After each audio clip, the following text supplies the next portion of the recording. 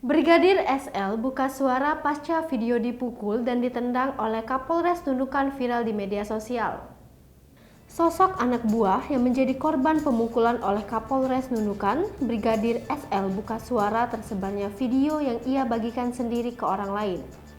Dalam unggahan yang dibagikan di @jkrnews pada Selasa 26 Oktober 2021, Brigadir SL tampak meminta maaf atas viralnya video tersebut kepada Kapolres Nunukan AKBP Syaiful Anwar. Bahkan, untuk menyampaikan permohonan maaf tersebut, Brigadir SL telah menemui Kapolres Nunukan secara langsung. Ia juga menyampaikan permohonan maaf yang disampaikannya itu tidak ada unsur paksaan. Diberitakan sebelumnya, aksi Kapolres Nunukan AKBP Syaiful Anwar saat memukul dan menendang salah satu anak buahnya terekam dalam video CCTV. Selamat malam Komandan Senior dan rekan-rekan, terkhusus untuk Bapak Kapolres Nunukan AKBP Syaiful Anwar S3. Saya memohon maaf atas video yang beredar di media sosial, karena pada saat mengupload video tersebut tidak berpikir dengan jernih. Dengan kejadian beredarnya video tersebut, saya sangat menyesal dan saya membenarkan bahwa tidak melaksanakan perintah pimpinan.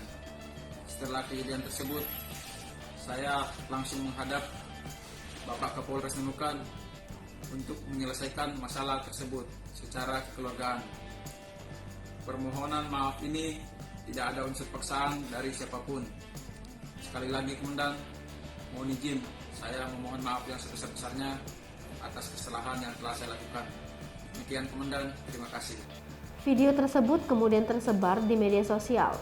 Terkait tersebarnya video tersebut, Brigadir SL usai dipukul mengambil bukti rekaman CCTV yang ada di ruangan aula Polres Nunukan.